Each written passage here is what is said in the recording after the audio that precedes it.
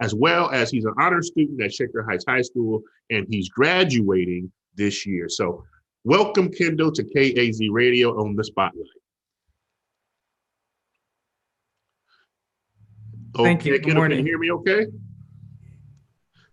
Well, but it looks like we may be having a Yes, I can hear you little, perfectly. here you go. Okay, it looked like we were having a little slow internet connection there. Kendall, tell us a little bit about what inspired you to become a playwright.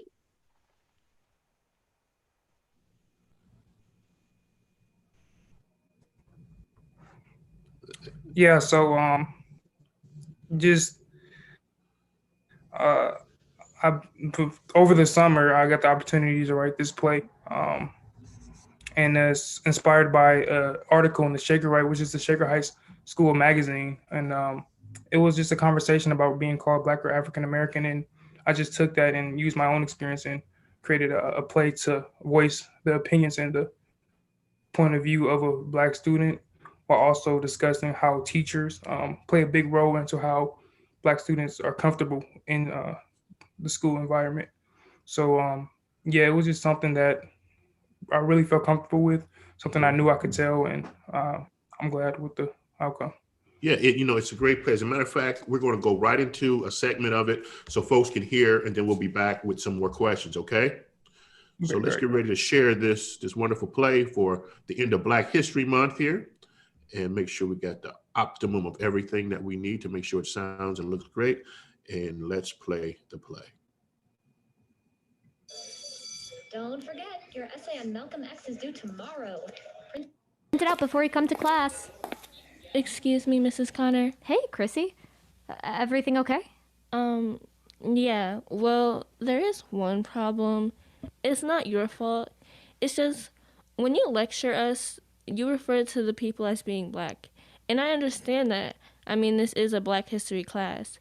But I just feel like it's kind of disrespectful to say Black people. I mean, I don't see myself as being Black.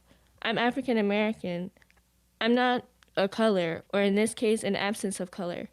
I'm sorry, it's just something that was bothering me. No, don't be sorry, Chrissy. Thank you for telling me. I'll definitely keep that in mind. Do you need to pass to class? Oh, no, I have a free period. I'll be fine. Okay. Have a great rest of the day, Chrissy. You too.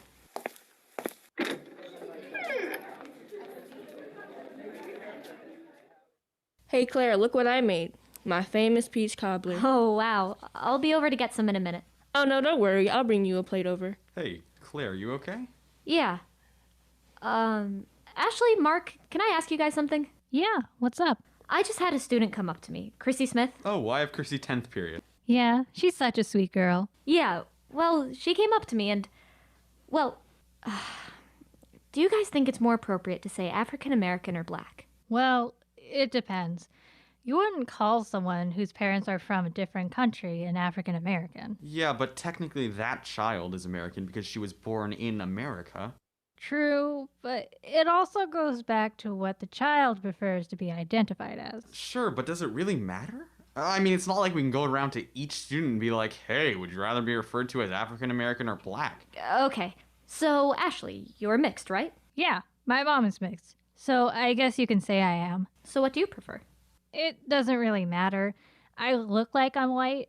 I've never had to ask myself that. And why should you? What difference does it make? It's just confusing. I really want to respect Chrissy's request, and I know she's not the only one who feels that way. I just don't want to offend anyone who doesn't want to be identified as an African American. Hey, everyone.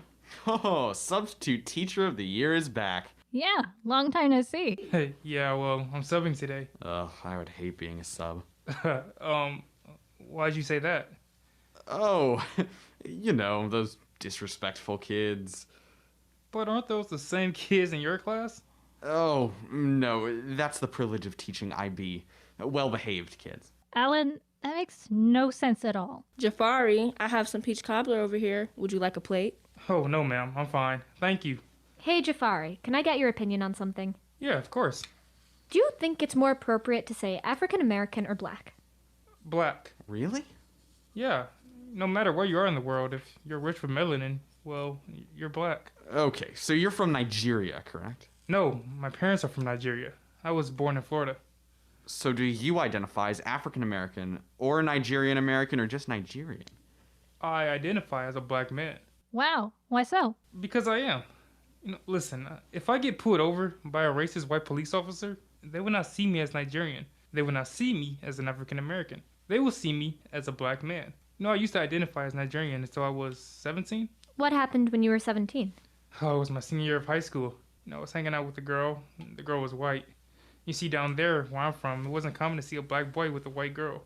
We were at a store, having fun, trying on sunglasses and other crazy things. But that fun came to an end very quickly. I bought some candy, and while at the register, I was distracted talking to the girl. We walked out with the bag in my hand, and the alarm went off. The white man at the register shouted, "Stop right there!" I was terrified. I looked in the bag, and there was a pack of gum.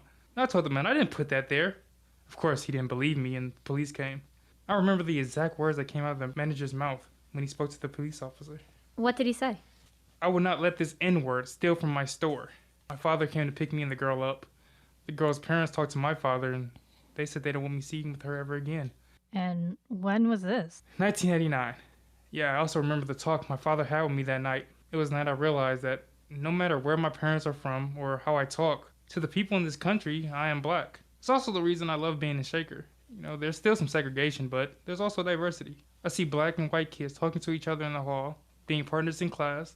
They're doing things I never got the chance to enjoy. Yeah, but it wasn't always like that. Here you go, Claire. Thank you. What do you mean, Mrs. Johnson? Child, when I went here from 62 to 66, it wasn't too diverse.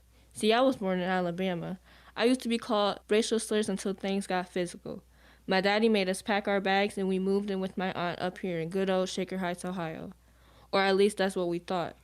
Now, yes, the school was nice besides the fact that at the time, I was one of the few black girls in my class. The teachers were nice, and even some of the white students. But once school let out and it was time to walk home, phew, those white boys would mess with you. The white girls would try to touch all on your hair. It was nothing major, but it was far from what it was today. So, do you prefer African American or black? Child, when you have skin like me and have experienced the stuff that I've experienced in this country, being called African American or black is the least of your worries. But that girl, Chrissy, now that's what I like to see from these kids. They're using their voice to get what they want, to get what's right. Yeah, and speaking of African American and black, this past February, I went to that Sankofa show. I was amazed at how intelligent and passionate these kids are. But you guys can't deny the fact that everyone in this school is given an equal opportunity. An equal opportunity? Mark, how many kids are in your IB Algebra 2 class? 20? And how many are black? 4. So, only a fifth of your class is black, but you believe that every student is given an equal opportunity? Look, I understand what you mean, but I can't determine what classes African American students take. They have the same opportunity to sign up for any class they qualify for. Exactly, the class they qualify for. Most black students lack the resources and tools given to the white students early on. They fall behind, and it's up to them to catch up to the white students, all while trying to have fun by playing sports or doing other activities. And like a lot of students I taught, it's harder once they begin to work. I promise you, I average about 3 students a week that have missing assignments because they had to work. Okay, sure, but don't you guys think it's the students' responsibility as much as it is the adults? I mean, if it's that much of a problem, shouldn't they do more? Mark, they are kids. We are adults. Our job is not only to teach them math, science, English, or history. We are not here to just babysit. We are here to make them feel safe, to let them know that anything is possible when they put their mind to it. Okay, guys, calm down. I understand that, but singling out the African American students while there are still other students struggling in this school? Come on, you know better than anyone that doesn't make any sense. So what are you trying to say, Mark? Guys, chill. Maybe the African American students should stop complaining and appreciate what they're given. Because in my eyes, the African American students in this school are given way more opportunities than anyone else. You don't see a scholars program with white students. Look, all students matter, and not just African American. All students can't matter until the black students matter. The ignorance is coming out of your mouth. You know what? I'm sorry. I gotta go prepare for my next class. You all have a great rest of the day. Well, that was interesting. I don't see what I said that was wrong. I don't see what you said that was right. Maybe you should talk to those disrespectful kids. And when you do, see what they look like. I guarantee you they won't look like you. While you're at it, go ahead and get those well-behaved students and create that scholars program you talked about, and then see how pointless that idea is. With all due respect, I don't think that idea is pointless at all. I mean, Claire teaches a college-level African-American class. Why isn't there a class teaching my history? There is. It's called U.S. History, and it's a requirement for all students to take it. So much of a requirement that students have to take a test and gain a certain amount of points, or they might not be able to graduate. Oh, come on. U.S. history is just as much your history as it is mine. And that's where you're wrong, Mark. Your ancestors came here by choice. Mine came against their will. Yeah.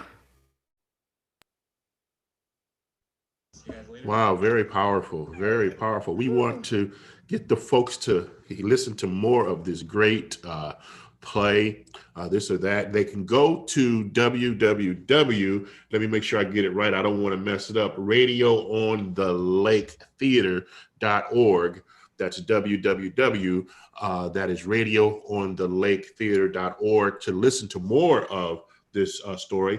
If you click on, I believe, education, and there's a link under education that says inspired by, you can listen to this great young man's performance and what he's written, as well as others. So tell me,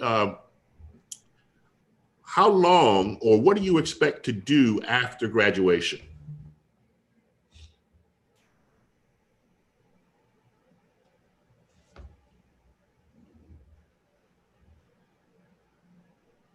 Okay. Well, for one, I plan to go to college, of course. I plan to study film. That's something I'm very passionate about. But I also plan to continue to write plays, write movies, even acting. So I'm just staying creative is my main goal. Well, that makes a lot of sense. That makes a lot of sense. Any idea of where you're going for college? I got accepted to a few so far, but I'm still waiting on more. But most likely, definitely an HBCU. Someplace I really want to go to. Awesome. So yeah, I'm just waiting for more to hear back from more schools. Well, that is great, man. It has been truly a pleasure meeting you. Tell us, what information or advice would you give to a person that has a story on the inside of them and how to get that story out? Um, just write it any way you can.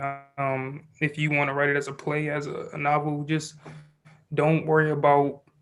For me, I don't worry about structure at all. If I have an idea, I immediately write it down, then worry about details and structure later.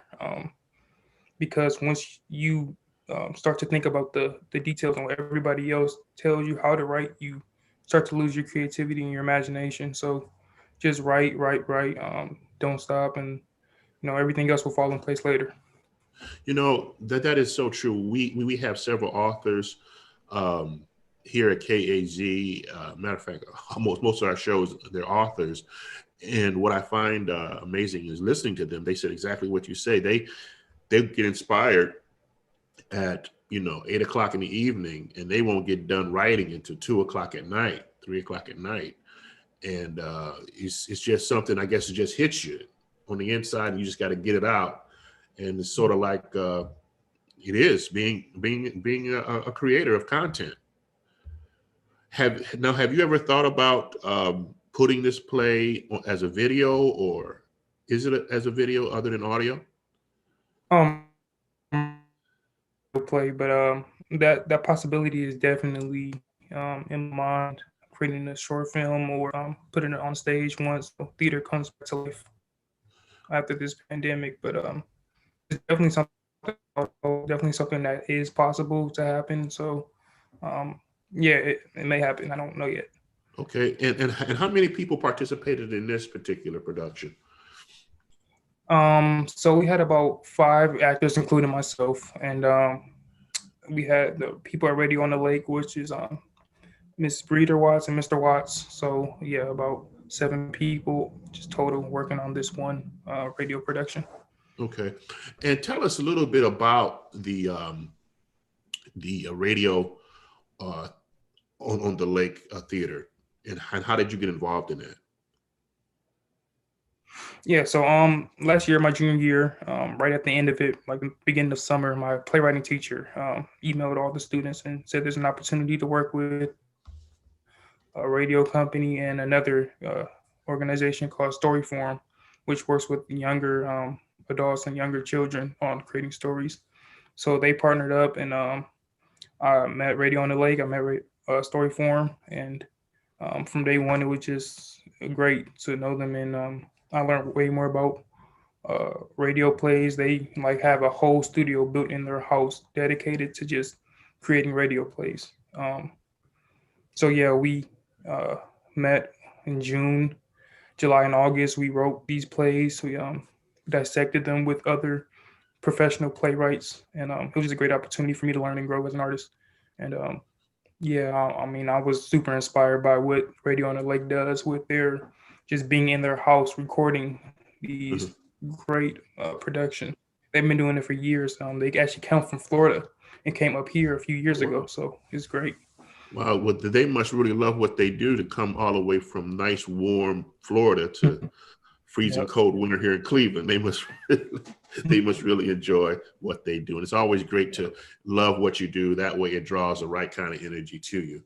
So, hey, Brother Barry, I want to thank you so very much for sharing your play, sharing your life, sharing everything that you shared with us today. And folks, I want you to please go to listen to this. As a matter of fact, you'll be able to listen to it on Radio on the Lake Theater under education under inspired by, as well as we will have this as a podcast on one of our podcast platforms, preferably Spotify. So until next time, I love you, Jesus loves you, and there's nothing you can do about it.